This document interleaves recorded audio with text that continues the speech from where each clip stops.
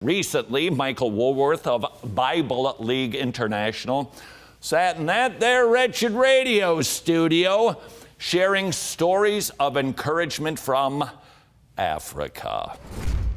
What is the Christian climate in Africa today? If you can imagine 10 Christians right now in Africa, 9 of them do not have a Bible, okay? Okay, all right, just stop right there. Hold on. Are these places that poor, or is it just missionary? What 9 out of 10? Well, if you live under a corrupt government that does everything that it can to thwart the advance of the gospel, okay? If you live among majority religions like militant Islam that does everything it can to thwart the advance of the gospel, if you live in extreme poverty and you have $1 a day that you live on, you're not going to afford a Bible. The other issue, Todd, is remoteness. Some of the people that we work with through Bible League have never looked at the face of a clock. They've never answered a cell phone. They just simply cannot access a Bible. There's no Christian bookstores. It's a big deal here in America to go to even a discount retailer, right, and find a Bible, right? But that's not the case in a place like Africa. But we're trying to do something about it through this partnership between Bible League and Wretched. And well, we want people to potentially, if they can, send Bibles to Africa, because one of the things that struck me about Bible League, it's not this indiscriminate just walking through the streets and throwing Bibles at people. Bibles are actually just given to believers. Now, I want to get to that in a moment, but I want to camp for just a moment. 9 out of 10 Christians in Africa don't have a Bible. So somebody's doing some work there evangelistically. I mean, people are hearing the gospel somehow, right? Right. But they can't afford a Bible. Yeah. And it seems to me that's why we've got so many of these stories coming out of Africa with this wonky kind of a mixture. I've heard of paganism, witchcraft, and Christianity. Sure. Just complete. Is that what you experienced there?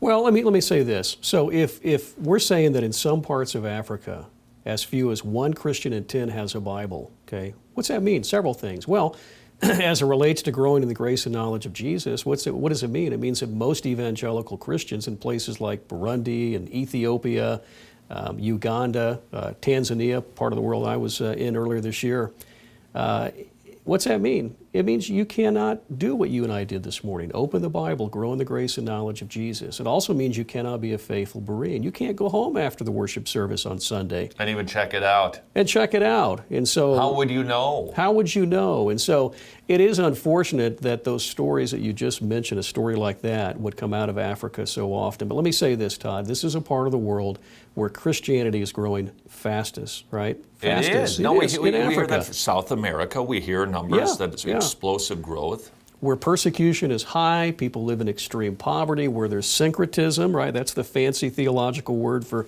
the blending of the good old-fashioned gospel with these pagan practices, what you just mentioned about this pastor, okay? But let me tell you, an experience I had earlier this year, and this really exemplifies, I think, the church in Africa. We were in Tanzania for the express purpose of giving Bibles to graduates from Bible League's discipleship program. So you're right, we never go into a village and say willy-nilly, anybody want a Bible, right? The Christians that we work with are those that have come through, again, this what we call Project Philip Bible Study. Who's Philip? He's the evangelist in Acts 8, right, that leads the Ethiopian eunuch to faith in Christ. So these Christians had not made on-the-spot decisions for Christ. They had laid down everything for the sake of the gospel. Former village witch doctors, former militant Muslims, people that had been steeped in animism, right? The belief that there's spirits and things and places. All of those isms that plague the continent of Africa, right? So we were there to give out Swahili language Bibles to those that had come through this Project Philip Bible Study. Todd, it was a 100-degree day. Of course it was. This graduation was in basically a glorified picnic pavilion. It was very, very appropriate for Tanzania. Where's Tanzania? You've seen it in National Geographic, right? It's beautiful. Give me a map, and I couldn't put my finger on it, though. Todd, it's absolutely everything you've seen, right? Mount Kilimanjaro is there, the Serengeti's there with all the lions and tigers. So I can tell you that hundreds of Christians graduated from this discipleship program. It's Christianity 101 coupled with the Gospel of John. How many of us have used the Gospel of John to introduce people to Jesus, right? And Christianity 101 in my mind would be, okay, how is Jesus both God and man? What's it mean to die to self? When Jesus says, if you want to be great in this kingdom, you'll learn to serve others. And so these believers were in a very good place to begin their walk with Christ. And we promised them a Bible at the end, right? A full Bible in the Swahili language.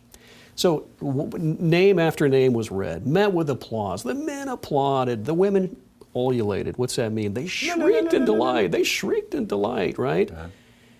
And Todd, I was giving out a Bible to a woman, about 65 years of age. I found out later her name was Mabel. Who was Mabel? The village witch doctor, the former village witch doctor. And she took that Bible from me, of course, had the biggest smile on her face. And she held it above her head, and 10 times she said, louder each time, I'm a new creation in Christ. I'm a new creation in Christ. I'm a new creation in Christ. Now, I don't speak Swahili, so an onlooker was able to tell me that. But Todd, I lost it emotionally. I had to get out of that building very, very quickly. But one thing that intrigued me was I saw people looking in the windows, okay, almost climbing over each other. I mean, there was 1,000 people in that area. And as I was out there looking at these people climbing in to see inside the windows, a pastor by the name of Abraham spoke English, spoke Swahili. He said, Michael, he said, this is a picture of Christianity in Africa right now. He said, literally and figuratively. He said, those inside the church are not afraid to say, I'm a new creation in Christ. Those outside the church, and a lot of those that were there were wondering, what's going on here? They're asking, who is this Jesus? What's going on here? That was the village witch doctor. Now she's following Jesus. Now listen, it was Super Bowl week, the week that we were there, right? So back here in America, what are we doing? We're celebrating the Eagles and whatever the other team was, right? I can't even remember it. Pagans do that, but I only tune in just for research purposes. Sure, absolutely. So we're celebrating what? Football. But in this little village in Tanzania, this little village in Tanzania, in a very simple and yet profound way, what were these believers doing? They were celebrating the simple fact that God's precious word had come to their village. That's both joyous, and I just think about the opportunity if the fields are that ripe for harvest.